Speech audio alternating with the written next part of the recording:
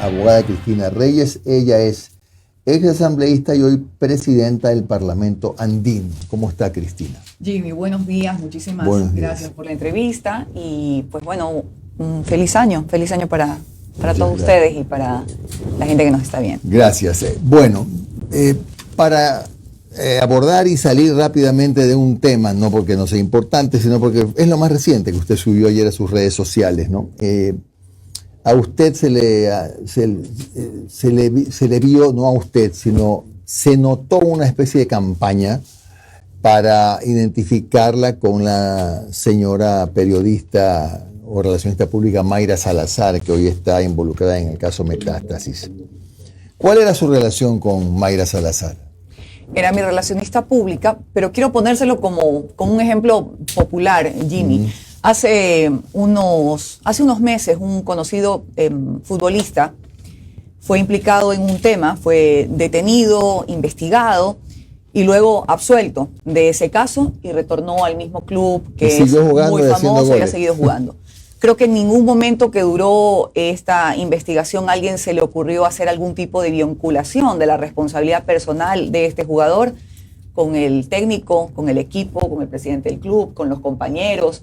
Solo en nuestro país y en la política que se intenta desenfocar los reales alcances o dónde deben estar los reflectores de lo importante en el caso Metástasis, que definitivamente la fiscal ha presentado en toda su argumentación acusatoria, todo un entramado muy peligroso, muy preocupante, muy decepcionante en el sistema de justicia institucional de nuestro país. Y que efectivamente una ex colaboradora, como usted me pregunta, ¿cuál era la relación?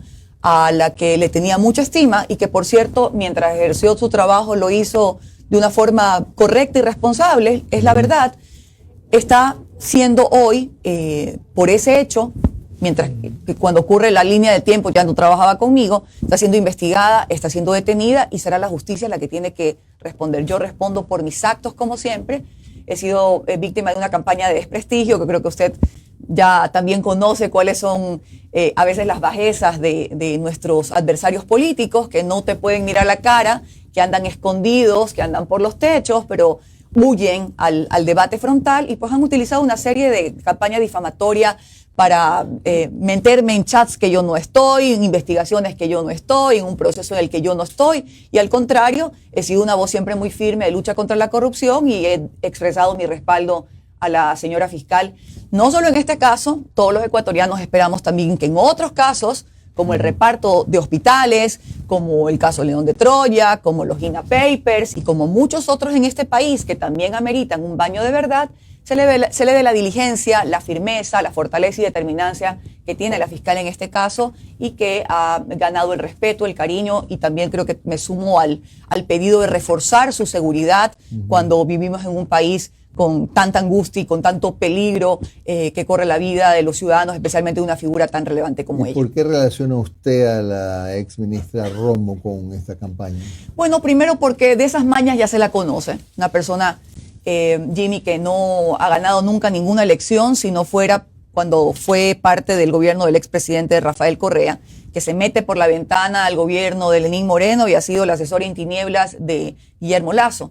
Todo el mundo en las redes conoce cuál es su accionar en estas campañas de desprestigio y como ciertos periodistas, dicen ser periodistas, que de manera asalariada atacan y difaman a los demás. Identificamos también de ese grupo de personas que hacían el ataque mediático diciendo estas difamaciones y estupideces, discúlpeme el público, el auditorio, y luego también le daban el respaldo a ella y ella inmediatamente también creó esta novela de distracción, porque imagínese usted, Jimmy, el despropósito. Muchos de sus colaboradores en su época están vinculados a esta cuestión, ¿verdad? Policías, el ministro Carrillo, se los menciona ya directamente y que conversaban y demás con los chats de esta persona de Norero, ¿verdad? Y luego ella sale a crear una novela de que básicamente la destituimos como ministra repartidora en los hospitales, que esa es una investigación pendiente en la fiscalía, o que hicimos oposición a ese tenebroso gobierno, el que llegó por la ventana, no por voto popular, por mezclando las cosas. Entonces, evidentemente fue muy fácil saber que es una persona que está atorada en las mentiras, con el agua hasta el cuello, que la justicia le va a tocar la puerta en su momento por casos de corrupción, de lesa humanidad y muchísimos otros. Yo tengo mi conciencia tranquila, camino tranquilamente por nuestro país, bueno, con los resguardos que todos tenemos en medio de esta difícil y dolorosa situación. Y pues a mí me apena, imagínese, Jimmy, tener que dar estas aclaraciones cuando los problemas del Ecuador son tan graves, tan apremiantes, nos preocupan a todos los que queremos de verdad el Ecuador y que quisiéramos que hayan planes estratégicos, unidad, propósitos, pero usted sabe a veces cómo es el canibalismo político. Ahora, justamente hay una consulta popular que se ha planteado y que contiene 11 preguntas. Y la consulta es a usted como ex asambleísta y hoy presidente del Parlamento Andino. ¿Le parece que esa es la temática adecuada, ese era el canal adecuado o probablemente las preguntas pudieron haber sido tratadas en la asamblea? Bueno, la pertinencia o no de la consulta popular depende del contenido de las preguntas, depende de la contundencia de las preguntas y del liderazgo que tenga un presidente de hacer transformaciones inmediatas en un escenario caótico como este. Y pues quizá me sumo a las críticas de los constitucionalistas, de que muchas de estas preguntas, bueno, que esto no se puede considerar un referéndum que vaya a implementar cambios inmediatos, sino más bien es un plebiscito de ciertas consultas, de ciertos parches, de normativa legal ya existente, en una pregunta que se habla de como auditorías a los servidores judiciales, funcionarios judiciales, supuestamente como una medida de depuración o de control. Ya está la Contraloría General del Estado. Hay algunas atribuciones que se les da a las Fuerzas Armadas que también se puede hacer vía legal. Hay algunas reformas al COIP que también pueden ser enviadas por esa vía, aprovechando una mayoría parlamentaria, y más bien ha causado pues un poco de decepción la contradicción que hay en una de las preguntas, diciendo que los juegos de casino podrían ser una fuente de financiamiento y de lavado de activos, de delitos del crimen organizado, y se la propone en estos momentos justamente para que vuelvan los casinos como un motor de empleo. Hay muchas contradicciones, hay muchas decepciones en ese sentido. Entiendo que la ministra de Gobierno ha dicho que pide más plazo para enviar otras preguntas. Vamos a ver 5 más. Vamos a ver si estas realmente tienen la contundencia, como algunos otros analistas dicen, que haya una verdadera reestructuración de la justicia, a propósito que el organismo de control disciplinario, como el Consejo Nacional de la Judicatura, sus integrantes han estado envueltos en actos de corrupción y están en la cárcel en este momento, o que se Pero faculte. Que un cambio, usted habría esperado, por ejemplo, una pregunta que hable de una modificación de la forma de designar a los miembros de la judicatura o eliminar la judicatura, no sé. Exactamente. A ver, algo que realmente pueda dar cambios transformadores inmediatos, porque si se le consulta al pueblo es para que sea inmediato, no para que se le disponga que la asamblea lo haga, porque en ese sentido es, señor, entonces usted también tiene facultad legal de enviar a la asamblea proyectos de ley de reforma, en este caso al COIP, y hay algunos que ya están en marcha. Entonces ha habido muchas contradicciones, quiero pensar, y ojalá el presidente también no entienda que no es, como anunció una consulta popular, esto es un medidor político, esto es un termómetro político de popularidad. La responsabilidad nos lleva a ser contundentes, a hacer estrategias de seguridad que sean integrales.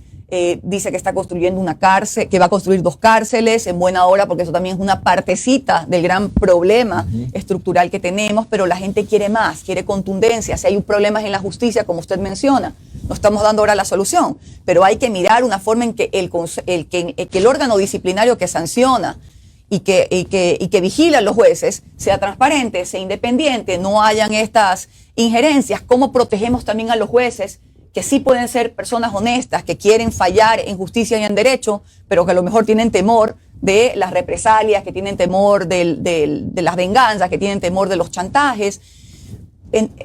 Pensábamos que iban por allí las preguntas. Son muy generales, hay un poco de decepción. Esperemos qué dice la Corte Constitucional.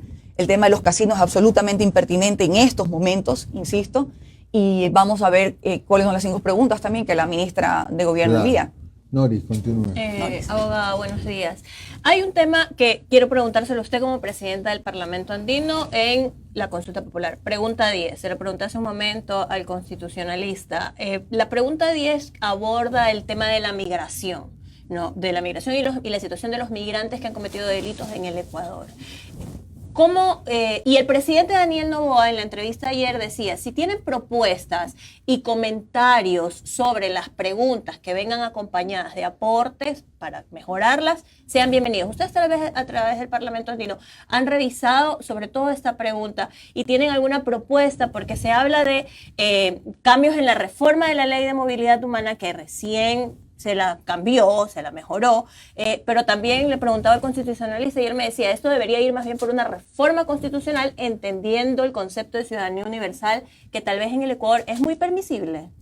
Bueno, el concepto hablaba de una utopía, de que los seres humanos podamos, ojalá, Nori, sin el tema de visados y sin ningún tema de cortapisas, movilizarnos libremente por el mundo. Tenía también un concepto, yo recuerdo en la comisión que se discutió esto, de también el tratamiento dentro de dignidad y de derechos humanos que se le debe a una persona cuando está, por ejemplo, en los Estados Unidos o está en otros países. Usted sabe, también somos un país de migrantes, que por borbotones fuimos a buscar mejores destinos, y que no se hable tanto de los ilegales, sino de personas a lo mejor incluso con situación irregular, porque cierto es que cada país tiene su política migratoria, cada país tiene ciertas exigencias de admisibilidad, y pues bueno, aquí lo que se comentaba en el Ecuador es que no sé si es tanto por ese concepto, por la permisividad, por falta de controles. Muchos hablaban del tema del pasado judicial, que bueno, uno se lo anda pidiendo tampoco a las personas, pero para el ingreso estricto del país en tema de inversiones o de turismo, etcétera, haya unas debidas regulaciones y controles. Eso podemos estar interconectados, evidentemente, en la región andina y latinoamericana, en la colaboración eficaz también de las personas que están siendo procesadas, investigadas, y que se puede trabajar en conjunto con las fiscalías de la región. Ahora, con respecto ya al tema de las deportaciones a ciudadanos que cometan ilícitos, todo eso se puede hacer reforma legal. Obviamente necesito un poco más de tiempo para analizar el texto en cuestión, pero esto es algo que puede hacerlo perfectamente en la Comisión de Relaciones Internacionales de la Asamblea Nacional, también previendo que efectivamente en el Ecuador, que si bien ha sido un país que ha acogido a cuantos hermanos que han venido de otros países, como nos han acogido a lo mejor en otros lados, pues también nuestras regulaciones deben ser muy estrictas en el sentido de no permitir el cometimiento de delitos sin que haya una sanción, y en este caso pues la Ley de Movilidad Humana debe también puede ser muy estricto en el tema de deportaciones, como usted lo dice, y en algunas exigencias de nuestra política interna, migratoria. Y se lo pregunto, abogada, porque políticamente y discursivamente, tal vez los que hablamos de derechos humanos, este tema se vuelve un poco complejo y difícil de tratar, porque por un lado está lo que nos pasa a nosotros casa adentro como país, y por otro lado está el tema de los derechos humanos, ¿no? Pero la ciudadanía definitivamente, en el hartazgo que tenemos, dice, cerremos un poco las fronteras, arreglemos la casa adentro, y después, bueno, en función de lo que se pueda, empecemos a abrirla de nuevo bien. Y ya lo ha dicho el presidente, votemos a todos los que están presos, que son extranjeros y que han cometido con sentencia ejecutoriada, y que se vayan a su país. Y se lo pregunto porque he visto sus redes que han estado tratando mucho este tema migratorio. Sí, y le prometo tener un análisis mucho más reflexivo del tema. Es importante también entender que hay situaciones regionales que han también permitido que esto ocurra en nuestro país y en toda la región andina, ese éxodo masivo que hay en Venezuela, y debe haber una mirada también de mucha exigencia, de solidaridad. A veces veo que las personas miran a otro lado, porque si no, ahora mismo que en Venezuela va a haber, ojalá, elecciones, quieren inhabilitar a la principal opositora, que es María Corina Machado. La comunidad internacional debe decir algo, porque si ese régimen continúa, el éxodo masivo de venezolanos va a continuar, más allá de que se intente regular, o se haga aquello de que se van a enviar a las personas ya con sentencia ejecutoriada. Hay que hacer cosas de manera regional y conjunta. Y yo creo que, bueno, esa pregunta en particular, que como usted dice, muchos dirán que sí por la situación del país es una medida parche al final del día.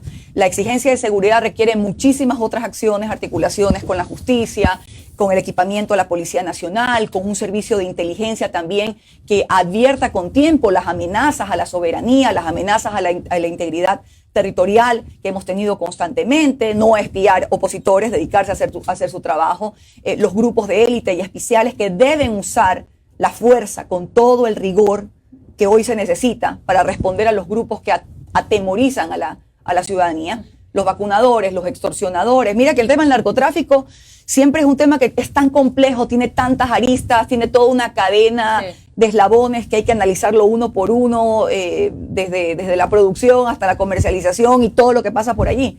Pero lo que hoy mismo le quita el sueño a la gente también, y que no lo vemos todavía en el plan Fénix del presidente, son los extorsionadores, son los vacunadores, son los secuestros que se dan a diario en la ciudad de Guayaquil y muertes violentas por estos casos, y que creemos que fortaleciendo a la policía, entregándole los recursos y viéndose un liderazgo contundente que las preguntas en sí mismas no solucionan, le podríamos dar una respuesta y algo de tranquilidad a la ciudadanía. Abogada, se viene un año preelectoral. Nori, solo una interrupción. Un minuto. Dele, se viene un año preelectoral y usted siempre en los últimos años ha estado como que en la papeleta muy pululando, pero no llega. Esta vez Cristina Reyes estará en la papeleta, lo está considerando. Tiempo al tiempo, estamos en eso. Tenemos apenas, es para completar periodo, pero un presidente que está en funciones un mes. En este momento creo que tenemos todos personas de buenas intenciones que tratar de direccionar esto a un puerto seguro, de cuestionar al gobierno de forma respetuosa, sí, en las cosas que está haciendo, mal de algunos en la Asamblea, que lo que parece que esos repartidores que no les ha llegado nada están haciendo controversia u oposición por oposición. Aquí hay que hacer algo constructivo. Y ya el tema electoral, la proyección de candidaturas, por supuesto que le digo que sí, creo en el liderazgo femenino, creo que es importante tener a alguien que tenga una conciencia social fuerte, que se entregue a la gente, que no tenga conflictos de intereses, pero pues ya eso será en su momento y se lo anunciará a su tiempo. Gracias a la abogada Cristina Reyes, ella es presidenta del Parlamento Andino, varias veces asambleísta de la provincia del Guayas y nacional también fue, ¿verdad? Sí.